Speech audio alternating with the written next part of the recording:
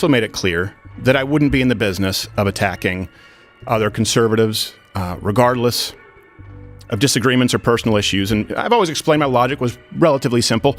I believe that the world was better with more voices out there rather than less, regardless of minute differences, considering the magnitude of the battle that we are genuinely fighting for our country right now. But for the first time, I have to say that I believe many of those in charge in the right-leaning media are actually at odds with what's best for you, the viewer, the customer, and more importantly, the country. Yes, that offer did come from the Daily Wire. I'm not trying to hide that fact. I'm not ashamed of that fact. In fact, I think it's a very good offer. Big tech is in bed with big con. But I think there's a lot of sort of misconceptions about the nature of the offer, the nature of the points. I think Stephen misunderstood a lot of the points. And so the way we do here at the Daily Wire, we're just going to be incredibly transparent. Cool. Kids out there, coming up. We need to build a bench here in this movement. It's almost impossible. Don't sign these contracts. I now know what you are signing out there. I have the luxury of not having to. I don't have to be here. I don't have to say this. Please, don't sign this. Certainly not without professional legal counsel representation. Stephen's agent candidly just wasn't interested in any aspect of that conversation. He only wanted to know about the money. He said, we're not going to have a conversation. We're not going to have some abstract talk. We're going to send us an offer. Tell us how much money you're willing to pay. And he gave us an indication of what the minimum number would have to be in order to even have a discussion with Stephen. And it's a big number. Effectively, full ownership of all your social media platforms, channels, in perpetuity, the rights to your content, name, image, likeness, even the ones that you've built. Revenue collection that says we'll have the exclusive right to realize revenue in connection with all of his content and brand. We're paying you this guaranteed significant amount of money, $50 million. And for that, one of the things we're buying is the content, but we're also buying the right to monetize the content so that we can have a chance of making some money and not just spending money. And this would be if it was me. If Crider fails to deliver a monthly content in any month or any of the quarterly content in the corner, including any and all ad reads, and by the way, all these contracts came with 3, 4, 5 ad reads per show, which would fundamentally change what this show is. Got to get those dollar bills. If I failed to do that, it would be a $250,000 reduction in fee per quarter. If, let's say, we did do everything per quarter, but annually maybe missed something, like let's say we went and did a Change My Mind instead of a daily show, which of course requires a lot more work, it'd be a separate $1 million penalty for that if you miss a single piece of content. And the amount of content required is not in line with, frankly, it's worse than Disney, it's worse than ABC, it's worse than NBC, it's worse than CBS. Can I ask you one question? To like the video? Thank you. 192 episodes. Obviously, there are 260 work days in a year. Most Americans work 260 days a year minus 10. That's 2 weeks of vacation. So they work about 250 work days a year. And we're telling Stephen, you've got to produce 192. So already, even to say 4 weeks of vacation, that is probably above average, but it doesn't really capture the reality of this, which is there are going to be, 60 days basically of the year where Fridays, we call them, where Stephen basically doesn't have to produce a show. This is ownership of you and everything that you do. But here's, just to drive it home, don't sign something that has another $100,000 daily penalty if it's not signed off on beforehand. You get hit by a car, you have a sick day, you could lose $100,000 a day. Now here's this section that I know Stephen was very offended by, and I think he misunderstood and therefore misrepresented. Fee reductions. There's a different fee reduction for all those kinds of contents we've created. Daily content. If he fails for any reason to deliver 192 episodes of The Daily Show, or if he fails to include the ads that we agreed to or the promotions that we agreed to in those episodes, then we'll give a $100,000 reduction every time. What's that about? Well, again, you can't pay someone any amount of money, but you certainly can't pay them an unimaginably huge amount of money for their show and then not get the show. So what this is saying is you don't have to produce a show every day. You don't have to produce 260 or 250 or 240 or 230 or 220 or 210 episodes a year. You got to produce 192 episodes a year. You can film some of them in advance. You can stack them up. All of that's contemplated in there. You could shoot on a Friday so that you can take 2 days off next week. But if you don't give us 192 episodes, we can't pay you the same amount of money as if you did give us 192 episodes. So this is just, you give us 192 times 4 minus 1, then out of your 50 million, we're hitting minus 100,000. Stephen said that this was unfair, that if he had a sick day or got in a car wreck, we'd dock him $100,000. But I think that's just totally inaccurate for 2 reasons. One, presumably if he was sick this Tuesday, he could just shoot an episode next Friday and you'd be completely even. He's got an awful lot of extra time in the year to shoot these additional, to shoot any episodes to make up. And second of all, it's actually contemplated a little bit later what happens if there's a disability. In fact, we'll just skip right to it. It's item E. In the event of temporary disability or serious illness that prevents Crowder from performing, the fee will be reduced on a pro rata basis, not subject to the fee reduction mentioned above. What does that mean? Well, instead of a sort of punitive fee because he's choosing not to do the right thing, in that situation, you'll just reduce it by dividing the total amount of money contemplated, by the number of episodes, just subtract that, which I think is, again, incredibly fair. If you're being paid $1 for every box you deliver 10 boxes, you get $10. If you deliver 9 boxes, you get $9. That's a different concept than if you just choose not to deliver it, in which case we're going to subtract a little bit extra. You think if you had that kind of a penalty, you think if someone said, hey, we're going to penalize you $10,000 every day you miss coming into work, you think you'd be stressed? This is worse than the left frames their contracts. That brings us to 13, reduction of fee from lost revenue or boycotts. Again, this is one of the points that Stephen really focused on. He says we're enforcers for big tech, that we're doing big tech's bidding, that we're punishing content creators if they run afoul of big tech. And first of all, that's just personally incredibly offensive. It's incredibly offensive to have your friend and ally in 10 years of fighting this fight alongside one another, coming up together, say that you're not sufficiently conservative, say that you're I think he said in the video that we're worse than the left, that we're doing harm to the conservative audience and harm to the country, that we're not sufficiently at odds with big tech. Obviously that's ridiculous. You'll see that it's ridiculous as we go through this and I explain it. It's absurd on its face. We get content strikes all the time. We get demonetized all the time. We get shadow banned all the time, just like all conservatives do.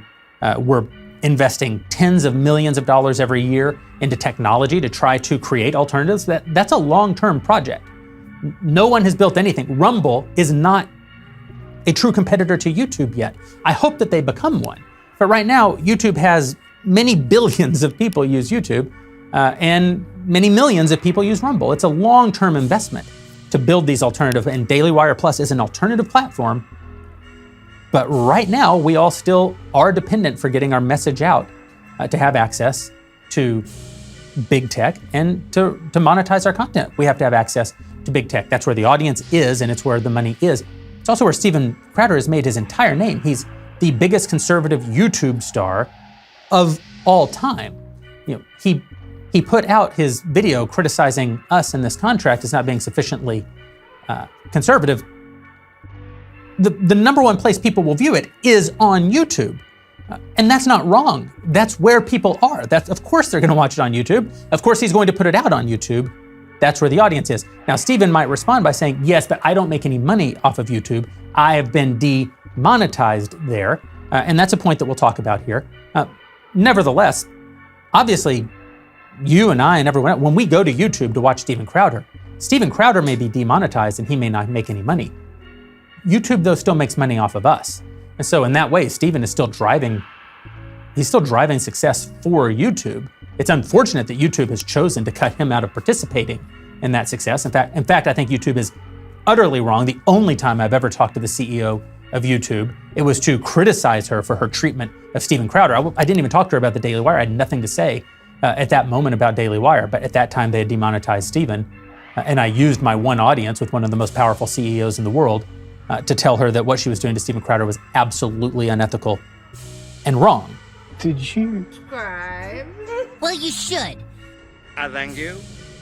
Here's the worst part. Do not, kids, under any circumstances, sign a contract with people who claim to be conservative, but will penalize you 25% for any demonetization or sponsor boycott. Look, let me read this to you. If any of the major platforms, oh no, sorry, that's the second one. Let me go back to the first one. There's another 20%. It's 45% if you get a content strike. Let's start with the demonetization. If blank is boycotted or dropped by more than 50% of the advertising partners, the company is not able to replace them within 90 days, the fee will be reduced by 25%. That's a sponsorship boycott. So that's saying, hey, liberals, boycotts work. They work on our guys. We'll punish them for you. Let me go on. Specifically, YouTube demonetization. If any of the major platforms issues a content strike such that Crowder cannot be monetized on such platform, and the company is not able to resolve the issue within 90 days, the fee will be reduced by 25% moving forward. Now, I thought this was a mistake because, these people maybe didn't know who I am, that we've been demonetized for 3 years. No, it was made very clear to me in no uncertain terms. This is what's sent out to everybody. So what were we trying to accomplish with this section? Well, let's go through it. The reduction of fee from lost revenue from boycotts, content strikes, or bans from major social media platforms. A, ad drop. If Crowder is boycotted or dropped by more than 50% of his then extant advertising partners, that is, if 50% of the money that he's making from advertisers is suddenly gone, and we're not able to replace that revenue within 90 days, then his fee will be reduced by 25% until such time as the ad revenue has been restored for a period of 90 days, and then it would all reset. Steven says, all the left does is boycott our advertisers, so this just says to the left, your boycotts work and we'll enforce it for you. We will punish the content creator for you. But this isn't about punishing the content creator. This is about if the Daily Wire is going to leverage, I can't stress it, probably $100 million by the time you have marketing and infrastructure costs, by the time you pay for all the legal compliance, all the technology that it takes to support Steven's show and Steven's show, even at the price that we offered for it, which he would have wanted much more, at least $100 million. Obviously, if the show makes dramatically less money, well, then Steven has to make less money because we're making less money. And then if you get a strike, meaning a suspension, another 20% reduction. And then another 20% of it happens on Apple. And then another 10% of it happens on Facebook. And then another 10% of it happens on Spotify. Imagine you're deplatformed, as we've seen in the past, where all of the major entities decide to remove you in one day. Rather than having a conservative alternative, you would now be down to 5 to 15% of the revenue of your contract.